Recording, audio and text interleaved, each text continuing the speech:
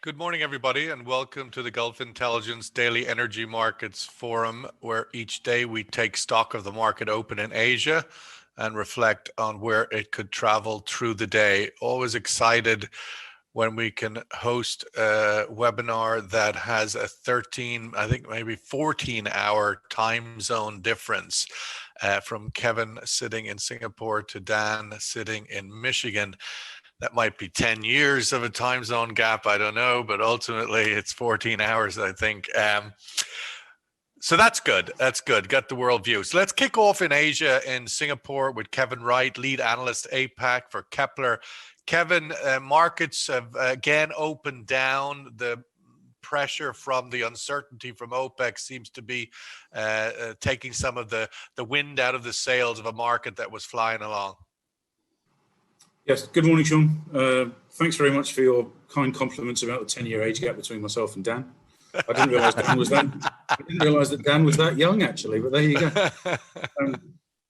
Anyway, sorry. Coming back to your point, you're absolutely right. An interesting little situation developing in Vienna this week. All eyes are on it. All eyes are going to be on it for the rest of the week until we see some sort of discussion, or some sort of decision following all of the discussion that's happened. It's very interesting to note the stance of ADNOC and the UAE in particular, very much sort of coming to the fore. And I think that's building on the credibility that they've established over the last several months in terms of compliance. And they're now in a position to be able to say to other members, you must also comply. We are not going to bear the cost effectively of supporting you and of sacrificing our own revenues, for the gain of others. And so I think the market is looking at that and saying, well, if there isn't consensus within the group, it is not necessarily a good sign for where crude goes. I think, we need to see an extension of the cuts. Demand is nowhere. And so I think, everyone is looking at that and saying, if there isn't agreement across the group, across the organization, then it creates stormy waters for crude prices.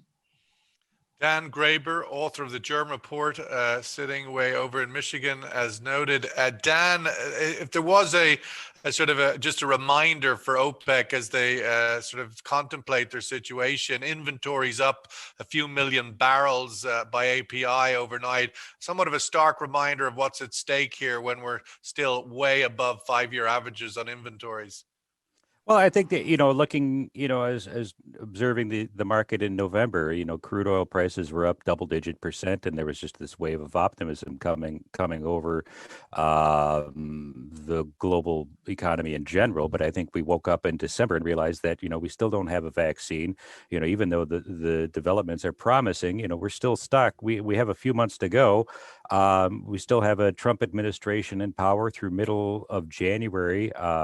You mentioned the inventories too, which I think is interesting because this is the first real one we've seen that's kind of been decoupled from that the Atlanta hurricane season, where we've seen skewed numbers here and there.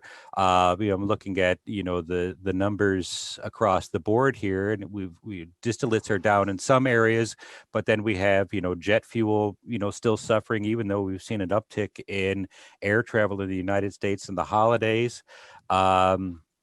And a lot of states are still on lockdown, so it's just like we have nowhere to go pretty fast. And California warning for possibly even more stringent lockdowns given the COVID challenge that they're facing.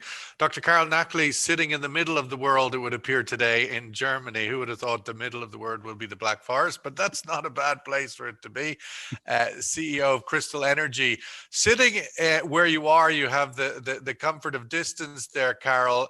What's your views on the reporting that is identifying that the wedge issue at OPEC is between the two neighbors of Saudi Arabia and the United Arab Emirates? Everyone. Well, look, there is one word that keeps on being repeated today when we talk about OPEC, that is an OPEC plus, to be more accurate for today's conditions, is consensus. But actually, if you look at the history of OPEC, it was never really about consensus. It's not a coherent organization. You have members with very divergent views. Today, it's getting not only views, but also economic conditions and political aspirations. I mean, you had members killing each other at some point, right? So today, what is interesting is to see perhaps the UAE is standing out because it has long been a very strong loyal to OPEC and OPEC Plus today. Okay, they did not meet their quota production in August, but then they adjusted that very quickly. And yet, today they say, no, we're not going to continue with this. We want all those who did not comply to commit or even compensate for that. Now, I think here what the UAE is trying to tell us here, that they're trying to show that there is a certain, they're taking a position of strength. But actually, let's be realistic. This will never happen within OPEC. And I think, in my opinion, this is the reason that's why OPEC has lasted for so long, because not all members comply, and those who don't comply can get away with it because there is a certain group of countries within OPEC who concentrate on the long-term longevity of the organization, and they are willing to subsidize those who are not able to compensate or to meet their obligations. So therefore, what we are seeing today is really a replica of the last maybe 60, how many years has OPEC been around? 60 years? 60 years at the today. age of Kevin's age. He's definitely way much younger than that. But it's interesting. Half-life. It's the carbon half-life. That's it.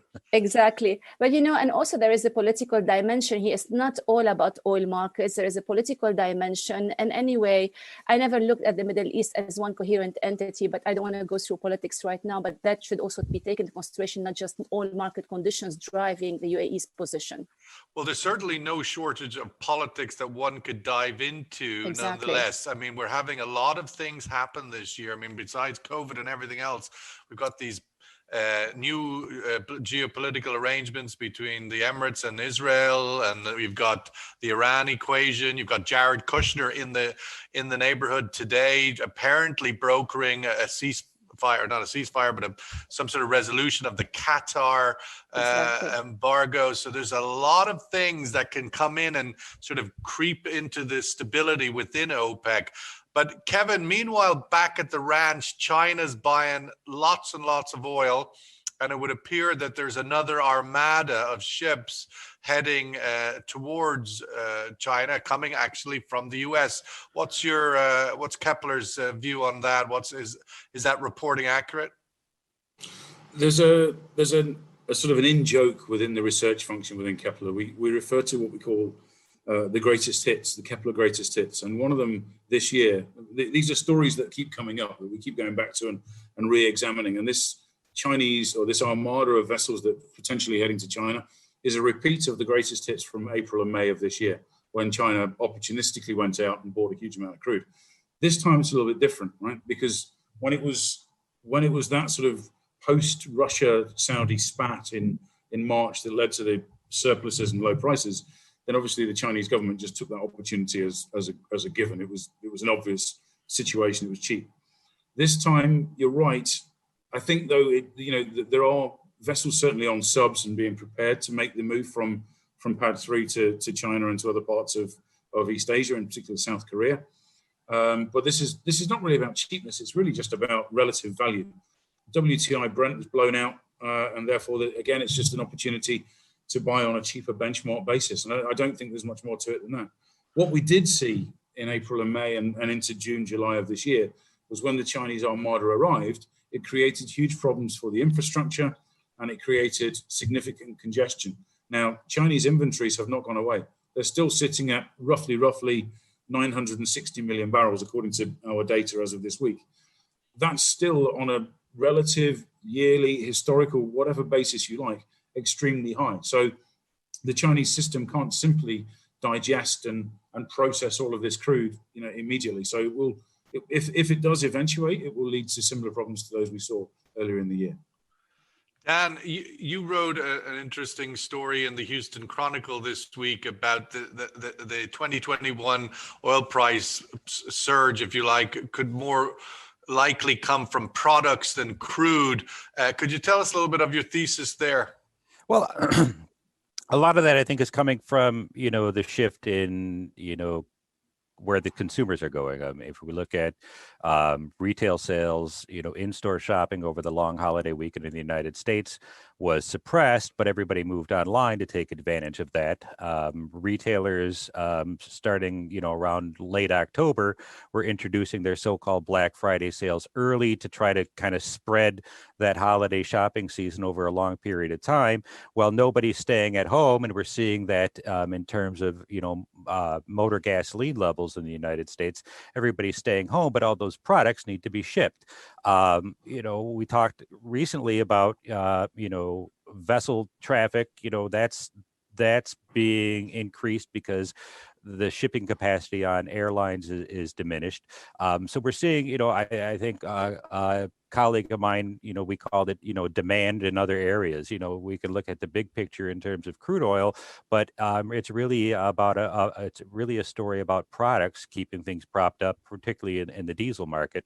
And we may start to see, some of this jet fuel turn around as we move into the first quarter. So, I think the conversation for the immediate term will be about product demand. Carol, looking at the reports yesterday, the Secretary of the Treasury of the U.S. and the Fed chairman was in front of Congress. And again, it seems a slightly divergent views as to what is the route forward for the U.S. I'm wondering, how important do you think that alignment is? It has been a sort of an underpinning of the recovery, it would appear, in America. Do you see any divergence there? What's your thoughts on that?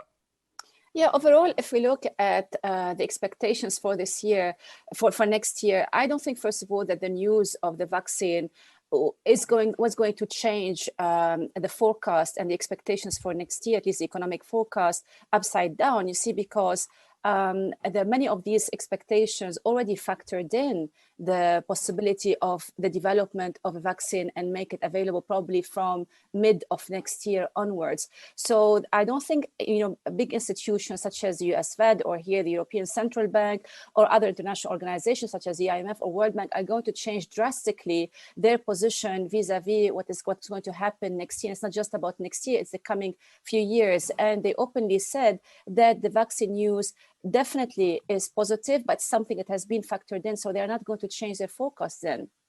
Well, I suppose at least not drastically. Well, yeah, not drastically. But ultimately, I suppose a lot will happen, and a lot will depend, at least in the context of the US, who wins those last two Senate seats, and indeed if Janet Yellen as Treasury Secretary will have the backing of the Senate or the fight with the Senate. And that will be huge, I think, from the point of view of stimulus. But Kevin, coming back to the tankers on the seas heading towards Asia, I'm wondering, is that potentially an appetite for lighter crudes coming out of the US? Is there a composition that the Chinese are looking for now, a jet fuel coming back, et cetera, that they're looking for a different type of barrel? That's a very interesting question. Jet fuel, I'm not sure, is going to be the savior of any market anytime soon. But refineries are never run on jet economics anyway. You're talking sort of 5 to 10% of yield. It's that last 10%, if you like, of what might be absent from the market in a way coming into next year with the recovery of other areas, but jet fuel still down. IATA are forecasting that there will be 1 billion more people flying next year than this year. Yeah, I mean, you're not wrong. I mean, refineries don't run, just sort of independently in order to just produce gasoline. You've got to take the weighted average of your whole refinery yield, right? So jet is part of that, but jet has been so weak that the other products that come out, the gasoline, the diesel, etc., have had to compensate for that weakness. On the back of that, I don't see that jet is going to save anything anytime soon. I mean, I read similar reports from IATA. Like you say, they're saying, and they have to kind of talk their book to an extent. They're saying there's going to be an awful lot more people traveling next year. But if you also look at the outlook in terms of losses, in terms of cash flow, in terms of cash reserves with the airlines, they're in a pretty bad situation. And the vaccine, Dan and I were talking about this before we came on air. The vaccine it's probably going to roll out at some point in the middle of next year in terms of sort of meaningful. Middle of next week, I think. I mean, it's in terms of meaningful impact. I mean, obviously the vulnerable will get it first, and we'll see that over the first few months of 2021. But in terms of but ultimately, once you protect the vulnerable, I mean, the sort of the as you progressively go through we're all vulnerable on some level. But in terms of but once you immune the very vulnerable, then a lot can return to normal, because those that aren't so vulnerable, you're not making policy decisions around. Yeah, I'd agree with that as well. I mean, I think there's an importance in keeping perspective here, right? It's not necessarily going to be the situation, and lots of scientists have said the same, that we will eradicate this virus. We won't. It will exist in some form or other, just in very limited numbers. And as you say, as long as you protect the vulnerable from the worst of the symptoms and the worst of the condition, then generally, yes, we should normalize. But I still think that takes time. I don't think the first quarter next year we're all popping to Bali for Chinese New Year. Well, maybe you're not, but Dr. Carol waving her hands there, I'm sure she wants to go to Bali. Yeah, I would love to. I can't wait really to go back to flying. But you see, there was an interesting report on the distinction between casual travelers for going on tourism and business traveler. And if you look at the financial crisis of 2008, post-2008, you can see that it took a while for the business travel to pick up. And today, with many things moved, virtually online, then I wonder whether people are factoring in this dimension, distinction between just, the average person in the street going to see families or going just for tourism, and also the business traveler, which contributed to a big chunk of the demand on air travel. And Sean, allow me just to go back to your point about the fiscal stimulus in the US. There could be the silver lining irrespective of who wins the Senate, because the vaccine news actually might support a smaller fiscal stimulus package, and that has a better chance of being passed. Yeah, it certainly gives some muscle to the Republican view. Dan, the flying in the US over Thanksgiving, I believe the data point was 9 million passengers. It seemed to be a phenomenal number. It strikes me that, as indicated there by Carol, that people are going to be very comfortable quickly getting back on airplanes, but businesses may not be so quickly comfortable paying for very expensive business class seats again, not for anything to do with COVID, but purely for the bottom line. Sure. I'm jotting down notes here, and I wonder, what does normal look like in mid 2021? In the same context that we're talking about, the crude oil environment, is $50 normal, or is $100 normal per barrel? So what is post-COVID? What does post-pandemic life look like? I think it's easy to look at things like third quarter growth in the 30 percentile range and say, wow, that's phenomenal, but what did we come out of? So I think it's a matter of perspective on what things look like next year. I'm thinking about, the discussion on, Chinese appetite for crude oil in the fourth quarter. And I'd be curious to hear what Kevin would say about, what's the year-on-year comparison, because I remember hearing similar arguments in fourth quarter 2019 that the teapots got their quotas in, and so they can start taking in all this crude oil. So it's like, can we take the pandemic out of the conversation now and really reflect on what we think is going to be quote unquote normal next year? I don't. Well, if we were equity traders or equity analysts, we might be. What's COVID? I mean, my God, I don't even know what that is. Let's go to the survey question, which just tackles this point of the return to air travel and the jet fuel. So based on the IATA report yesterday, IATA forecast 2.8 billion airline passengers will travel in 21. That's a gain of 1 billion over 2020. But the question is, when will we return to the altitude of 4.5 billion that traveled in 2019? So we had 1.8 this year we're currently in. We're going to have 2.8 next year. But when do we get back to 4.5? 2022, 2023, or 2024 and after? What's the view in this room? And then we're going to put our panelists on the spot to make a prediction of what's going to happen with OPEC over the next few days. So pick your number. When do we get to 4.5 billion? Back to where we were. Kevin, let's kick off with you as we started. What's your call on where OPEC goes these next 24, 48 hours? OPEC has become much more responsive, much more disciplined about its actions relative to the market. It has its monthly meetings now, and I think it would be very, very imprudent to see them do anything with the cut. Any sort of increase threatens where we are on Brent, where we are on WTI, and I think the members will. I mean, Carol mentions that there's never really consensus. There's sort of creative tension that forces an agreement and a statement at the end of the meeting. And I think that's probably going to be the situation here. I think we'll see the 9.7 maintained. Carol, over to you. I mean, I don't know how many obituaries I've read on OPEC over the years, but certainly I've penned a few myself. I'm wondering if on this occasion we're getting into the zone of this 23 countries are really indicating a stress to hold this together. I mean, they've got another 16 months to go. Yeah, you're absolutely right about the arbitrary for OPEC, but I don't think it's going to go anywhere anytime soon. They've been through more difficult times, perhaps in terms of getting into an agreement. Now you're asking a difficult question, what they can do in the next 2 days. I think what they did on Monday proved market expectations really wrong, because everybody was expecting them to reach a deal. But there could be also some face-saving solution, either a compromise to simply roll over the existing cuts by 1 month.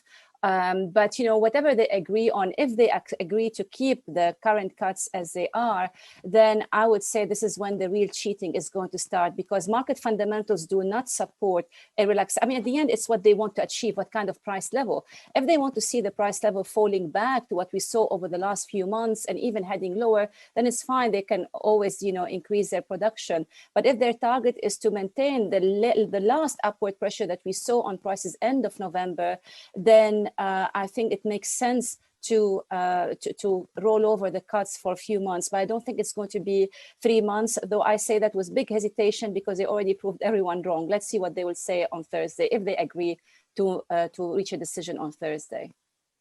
Dan, your thoughts? I know it's not fair leaving you third, given that but they've both said the same thing, right? They're both going with the Monday call. Yeah, it's rollover as was. They're just going to have a lot of shouting at each other, but they're going to go and do the exact thing that the market expects.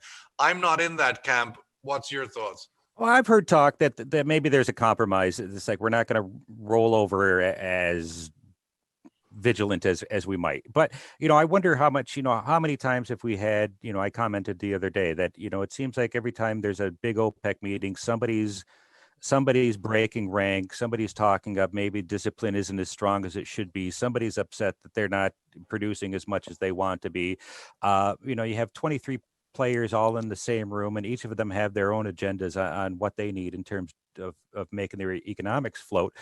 So I wonder if this is just talk up to try to get all the sheep in the same pen in terms of where are we going. I mean, I don't think anybody wants to see a price war like we saw earlier this year, which we saw U.S. crude oil into negative territory. So I don't think that's in anybody's interest. UAE might be a bit emboldened with its newfound reserves, trying to get those barrels on the market, but I don't see that it's in anybody's interest, at least in terms of the sellers, to rank right now. Maybe we can revisit this discussion and see how much discipline will hold in the second half of 2021.